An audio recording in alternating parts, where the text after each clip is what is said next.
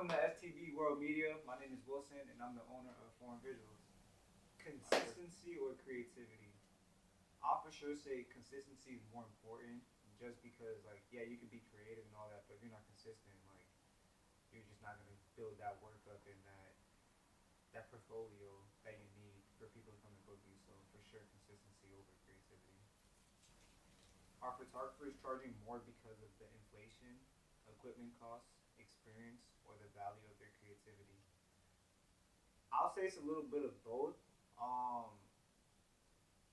I don't think it's because of inflation, but for sure, like equipment costs, it has to do with equipment costs. Because my setup alone is like $4,000, so that does play a big part in it. But as well as the creativity behind it too. You know, like a lot of photographers, they build themselves up to be to the point to where they're at, and it that really plays into the price in their packages. So for sure, I say both do play a big role in that.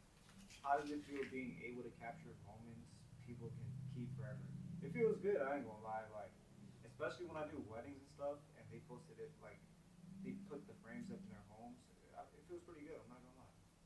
I think it's a beautiful thing capturing people's moments and something they could just hold on forever and show their kids and their grandkids in the future. So I think that's pretty cool. What is the biggest communication red flag before a shoot?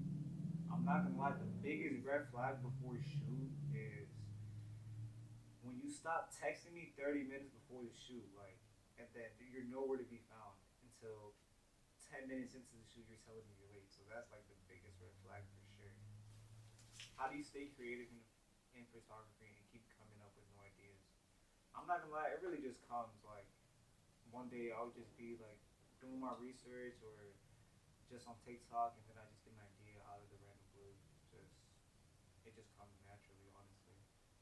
But I do be having creative blocks sometimes, but that's just any creative. But it just comes and goes. So, what is the funniest excuse someone has given for being late to a photo shoot? Funniest excuse? Funniest excuse? It was actually recently. Like, it was for a group photo shoot for these three girls, and the girl that booked, she said she was late because she was doing something with her man. That was, yeah, she was getting busy with her man. That's why she was late. I think that was pretty funny. Do you think free work helps photographers grow, or does it hurt the industry? Nah, for sure. Doing work for free helps. Like, when I first started, I was just doing photo shoots for free all the time, just to like build up my experience and also build a connection with people. But I say it for sure helps, especially like when you're first starting. It really shows you like the lighting that you need to perfect, like the different type of editing, like especially like the skin tones, like how to take the pictures, angles. So I say doing the work for free, it for sure helps photographers. What is an instant red flag that makes you not want to book someone? What that mean? What you mean? Like, what's an instant, like, for them not to book me, or for For me to book someone else? for you not to book them. For me not to book them, honestly, I'm really big on communication when it comes to this. So when I see like you're not communicating back and forth with me, or you just don't have like a big enough portfolio, I think that's a red flag. I wouldn't book you personally. Like, yeah, I wouldn't book you off that. Most overrated photography trend. Most overrated.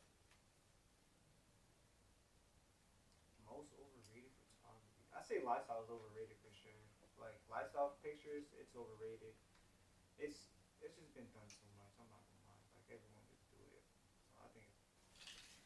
What is something clients don't understand about photo editing and the work that goes into creating the final image? A lot of people don't understand that editing pictures takes so much time, and you're not gonna get your pictures the next day. So I say like people don't understand like how long it does actually take to edit these pictures. And when you want to re-edit it, it takes even longer because now I have to start from scratch and just do every little thing, every little pimple, blemishing, everything has to go into that just to get that final image. And Then on top of that, sometimes you do have the color grade, so that's a really big important part in the photo editing process. But I'll say that's something a lot of clients don't understand. How did you get into photography?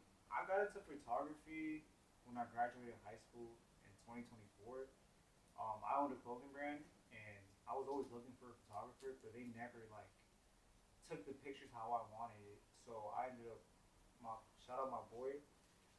Um, he ended up giving me my first camera, and I just started like doing shoots for free, getting models, taking pictures of my clothing brand, and then figuring it out. I'm like, damn, I low key like this a lot. Let me start like doing it for my friends and stuff. So I started doing it to my friends and taking pictures of them, and they're like, yo, like you're low key like hard, like you should like try it. I'm like, all right, bet. So then I took a couple clients, and then boom, the ball just started rolling after that. Describe yourself in 3 words. Um, in 3 words, I'll say I'm very like determined for sure. Um, I'm hungry, and in the best way possible. Like come on, possible like selfish. I'm for sure like selfish. Like I don't want nobody playing with like my money or the work that I built up for sure. All right, what made you pick up a camera for the first time?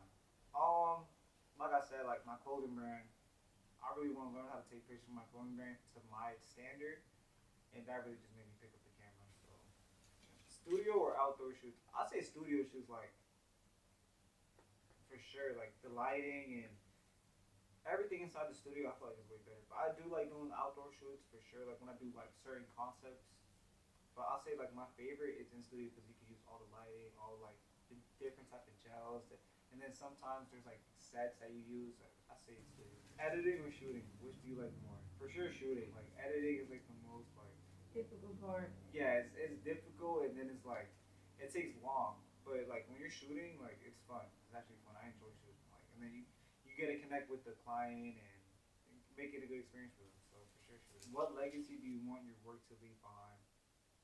I say like the legacy I want my work to leave behind. Like, I want to see my work like on billboards. I want to see my work like probably like on Vogue, like work for like a big corporation where my work is published and seen as like art. You know, I for sure say like that's the type of legacy I want to leave behind. Like whoa, like that's you like you took that, like you edited that. Wow, like it's beautiful. Like it's a piece of art. What is a Florida location every photographer should shoot at least once? There's this one spot in Miami. It looks like you're in Italy. I forgot what it was called, but it's deep in Miami. Um, but it looks like you're in Italy, and I think everyone should shoot there. It's pretty fire. Like weddings, graduation, anything. It's perfect for anything for sure. Canon or Sony? I'm Sony till I die. Like I don't like Canon. Like right now, I'm shooting on the A7 III, but Canon cool, but it's just not Sony. So let's say Sony for sure. What is one thing clients think is easy but takes a lot of skill? Um, editing. Like when clients be like, "Oh, can you like change the shoes I have on?" Like that's so difficult. Like that's a lot of work. Like it's not as easy as if you're saying it. But I'll say editing is like the hardest thing, or it's skills that clients think is easy. If your camera could talk, what would it complain about?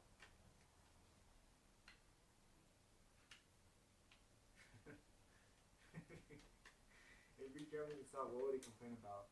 It would complain about being dropped a lot. I ain't gonna lie, cause I done dropped my camera a lot, so I think it would complain about that.